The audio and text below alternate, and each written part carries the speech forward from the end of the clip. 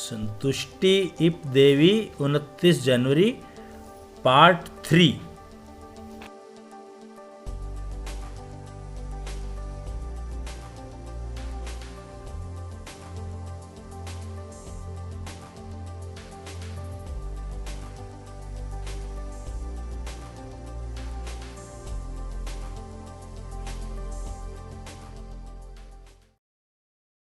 जिस दिन आपने गाड़ी खरीदी उस दिन से आपको रोग लग गया क्योंकि डर साथ में आया।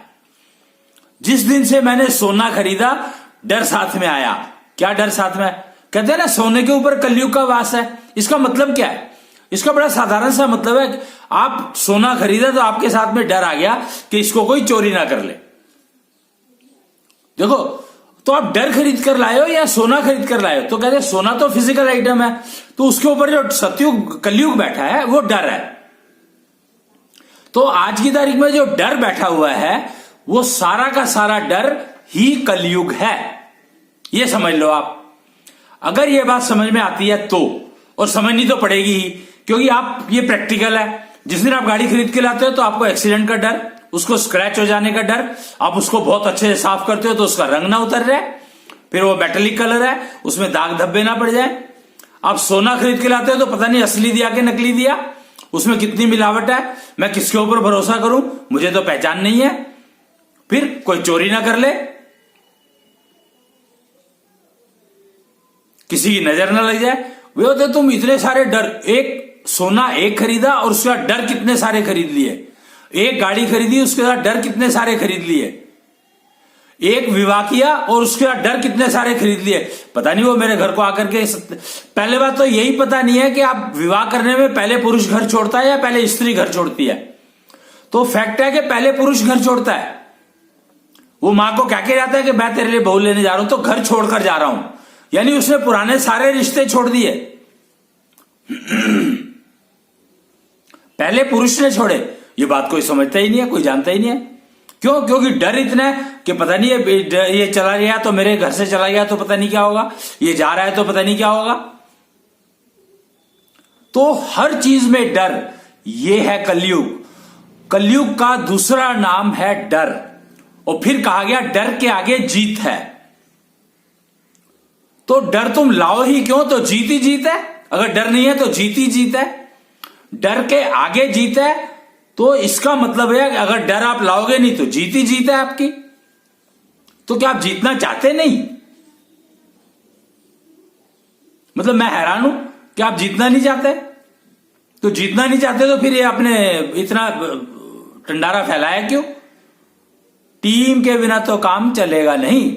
संतुष्टि इप देवी ने कहा टीम के बिना काम चलेगा नहीं। और टीम का मतलब संतुष्टि इप देवी ने सिखाया, बताया। और वो जो राधा योगा फीमेल्स के लिए क्यों जरूरी है? राधा योगा सिर्फ फीमेल्स के लिए बना है, खाली वुमेन के लिए, वुमेन एम्पावरमेंट।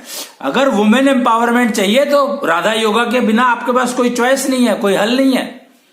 संतुष्टि देवी को आपको वो मानना ही पड़ेगा, आराधना करनी पड़ेगी उनकी, तभी आप राधा बन पाओगी। अगर कन्या राधा नहीं बन पाती है तो वो रुक्मिणी बन नहीं सकती। फिर तो राधा अलग रहेगी और रुक्मिणी अलग रहेगी। राधा और रुक्मिणी एक होना है तो आपको राधा योगा करना ही पड़ेगा। और इप देवी को अपना की आराधना करनी ही पड़ेगी, संतुष्टि इप देवी की। क्योंकि संतुष्टि वो बांट रही है, वो तो बांट रही है, पर आपको अपने आप को तैयार करना पड़ेगा लेने के लिए। तो राधा योगा करो। राधा पत्नी नहीं बन पाई कृष्ण की, रुक्मिणी बनी। क्यों? रुक्मिणी राधा योगा करती थी, राधा को पता ही नहीं था राधा योगा का। और रुक्मिणी देखो, रुक्मिणी का कमाल देखो कि रुक्मिणी राधा योगा करती थी, सत्यभामा राधा योगा करती थी। तो ये चीजें बताने की कोशिश कर रहे हैं। पहले भी कई बार अलग अलग उसमें बताई गई होंगी, पर अब ये संतुष्टि देवी के नाम से जो कथा शुरू की गई है, उनके लिए, उनके आदेश से, उनके कहने से ये कथा शुरू की गई है। तो ये अब सीक्वेंस, इस सीक्वेंस में बताना बहुत जरूरी है। तो इसलिए मैं ये आपको कर रहा हूं बता रहा हूं। और फिर हम विष्णु अहम सत्यम, अहम सुंदरम, अहम श्रेष्ठतम, दिल भोगतम, अहम भोगतम, सत्यम विष्णु तत्वम। विष्णु तत्व सत्य है। विष्णु तत्व क्या है? शुक्र। विष्णु तत्व से शुक्र बना है। आप ये समझ लो बस कि विष्णु तत्व शुक्र बना है। और कृष्णांश ही आत्मा सत्यम, ऊर्जा कृष्णांश है।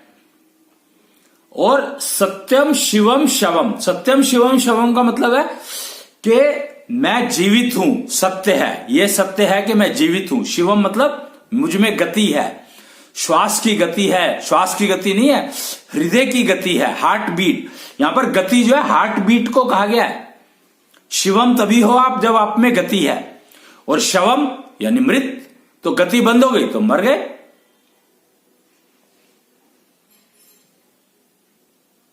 तो ये बातें समझने की हैं आपके लिए। तो सत्यम शिवम शवम, तो ये विष्णु मूल वाक्य है जो राधा योगा का मूल है। राधा योगा का मूल है। और इप देवी संतुष्टि, इप देवी का मूल मंत्र है। ये मूल मंत्र इसको कहा गया और विष्णु मूल वाक्य कहा गया इसका। तो इसका गान 3 बार करना है। जब भी आप राधा योगा शुरू करें तो 3 बार करें। उनकी पूजा करनी है तो हवन करना है, जो भी निश्चल हवन जो बताया गया इसके बारे में वो करना है। तो आपको ये पहले 3 बार इससे शुरुआत करनी ही है, कोई हल नहीं है। फिर उसके बाद कहा गया है कि एक प्राण ज्ञान, प्राण ज्ञान से पहले एक ये है, ये पोएम गाई जाती है, इसमें गानी होती है, गाई जाती है। शुक ज्ञानिता कहा गया है इसको, परिवार जोड़क। देखिए कमाल का नाम देखो, कितने बढ़िया सुंदर लिखे हैं। शुक ज्ञानिता, आचार्य शुक जिन्होंने भागवत सुनाई थी। और कलयुग का वो बताया था कि कलयुग का वास कहां कहां पर है, वो शुक ने आचार्य शुक ने बताया था। और उन्होंने ज्ञानिता बनाई थी, उसके नाम पर यह ज्ञानिता बनी है जो परिवार को जोड़ने का काम करती है, परिवार जोड़क। इतनी शक्ति हमें देना माता, मन पे विश्वास कमजोर होना,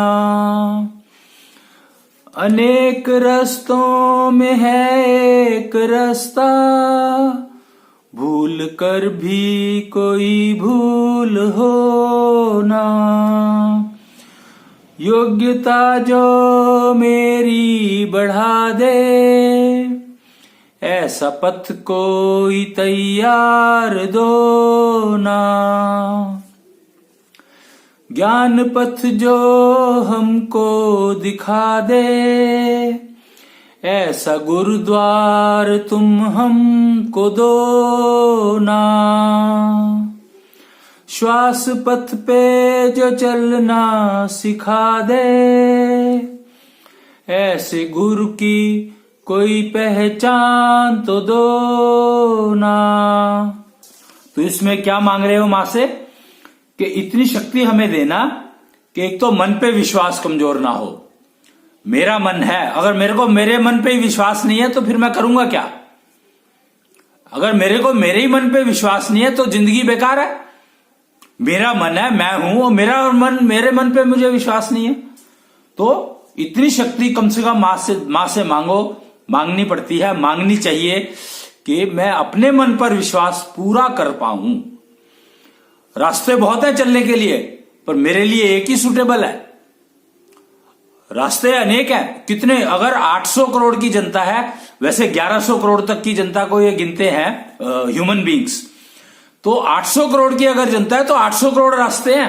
एक्चुअली 1100 करोड़ रास्ते हैं, एक्चुअली रास्ते शायद इससे भी बहुत ज्यादा है, पर मेरे लिए एक रास्ता है। सबके लिए अलग अलग रास्ते हैं, सबके लिए अलग अलग रास्ते हैं। इमेजिन कि वो कहते हैं ना,